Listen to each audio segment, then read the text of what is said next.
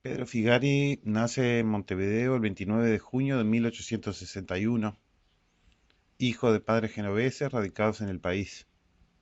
De profesión abogado, este pintor uruguayo de padres italianos comienza a pintar a la edad de 51 años. En 1921 se inicia su verdadera producción. Se instala en Buenos Aires y en 1925 se traslada a París. Figari pintor. La primera época de su pintura es de directa observación de la naturaleza.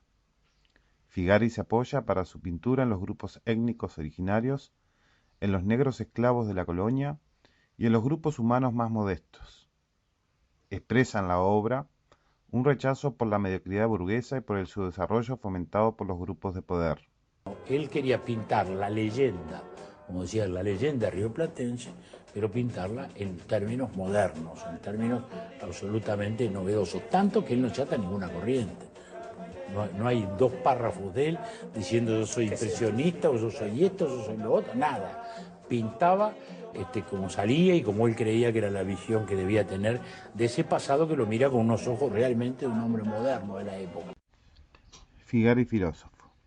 La tradición filosófica de Figari, contraria a lo que se suele pensar, no es para nada efímera, y desde luego no solo parte de su tradición pictórica, pues, al igual que el romanticismo alemán, de quien Figari es deudor, trata de expresar ideas de suma complejidad relacionadas al sentido de la existencia, de la vida e incluso de lo que por arte se puede entender a través de la concepción estética.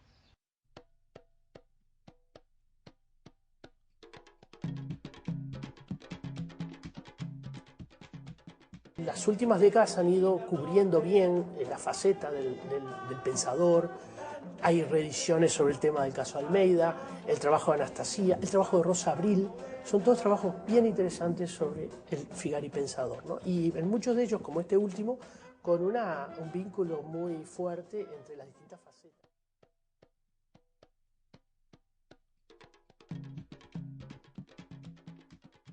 Pedro Figari comienza a aplicar sus ideas para la educación, ya manifestadas en su actividad pública al ser designado director de la Escuela Nacional de Artes y Oficios. Desde su conducción, promueve una instrucción de fuerte contenido práctico. Para educar no basta dar nociones teóricas, por completas que sean, puesto que dejan al alumno perplejo ante cualquier dificultad e impotente para obrar.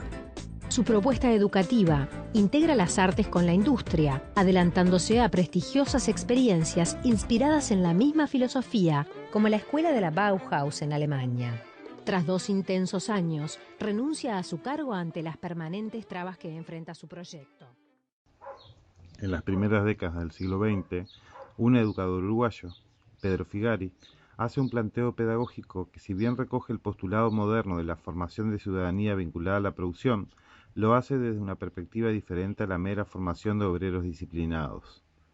Según Arturo Ardao, el pensamiento de Figari se mueve en torno a 3 parejas de ideas directrices: arte e industria, criterio y vocación, autonomía y americanismo. En su obra pedagógica propone la idea de educación integral donde lo estético y lo ético estén presentes. Tuvo un papel fundamental en la reformulación de la Escuela de Artes y Oficios, al intentar transformarla en una institución que abandonara su carácter de reformatorio y propiciara una formación humanista articulada con el trabajo. Visión modernizadora, pero también cuestionadora de la formación técnica como meramente residual e instrumental. Su proyecto fracasó, no fue funcional al sistema y Pedro Figari se transformó en el gran pintor y el educador quedó en un segundo plano. Su propuesta suponía una ruptura con el fuerte modelo disciplinador que sustentaba la Escuela de Artes y Oficios, un enfoque en el cual quedaban cuestionados, desde la perspectiva educativa, algunos de los pilares del modelo económico imperante, que tendría consecuencias en el modelo productivo. Como dice García Montecoral, no se trata de un revolucionario en el sentido clásico del término, pero es obvio que su propuesta tiene fuertes elementos contrahegemónicos. Sin duda, estos elementos estarán implicados en el fracaso de su propuesta en un momento de empuje conservador, que según la autora es un ajuste de los desmanes del vallismo. La propuesta de Figari contiene múltiples implicancias, ya que supone una profunda reestructura del endallo, edificio, reglamentación, etc. Cambios sustanciales en la relación pedagógica, centralidad del alumno y formación de maestros. Cambios en los fines de la enseñanza y sus relaciones con un proyecto nacional y americano que apunta a transformar el modelo económico vigente. Su concepción original de la relación entre el arte y la industria. Su idea de la educación y el trabajo como necesariamente formadores del criterio. Educar es para Figari enseñar a vivir solidariamente. Estas ideas se ubican en relación con la centralidad que el trabajo tenía en el proyecto modernizador de comienzos del siglo XX, señalando que nada educa y moraliza tanto como el trabajo. Es obvio que la educación y el trabajo aparecen en relación al modelo disciplinador, pero en Figari esto no impide rescatar y poner en primer plano la función transformadora y liberadora de una y otro.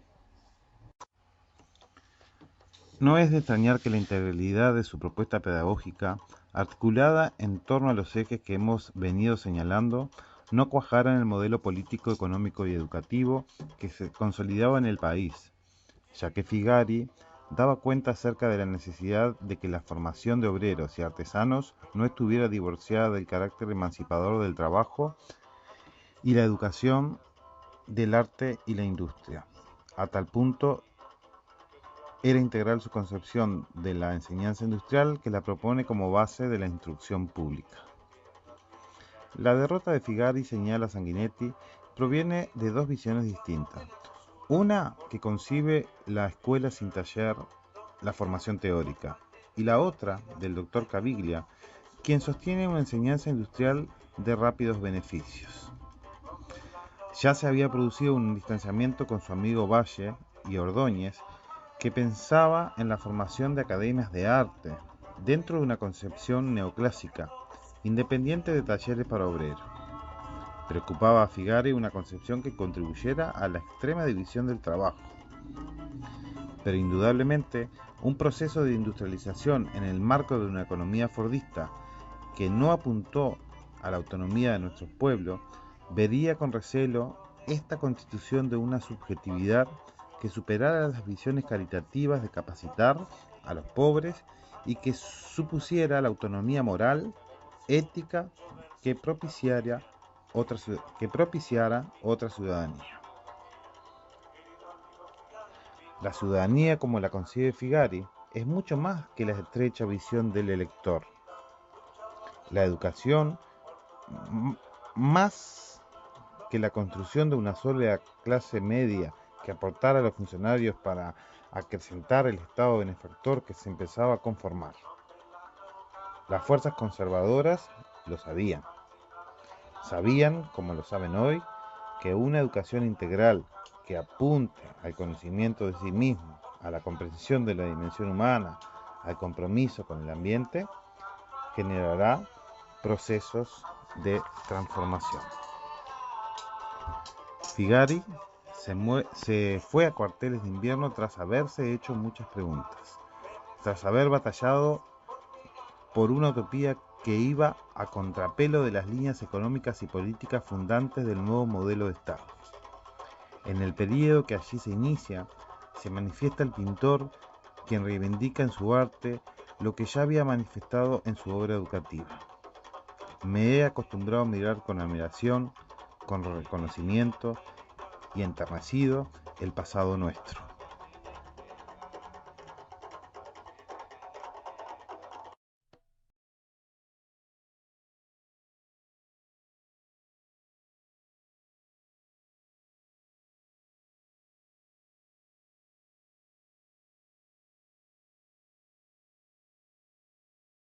Destacable Figari como educador.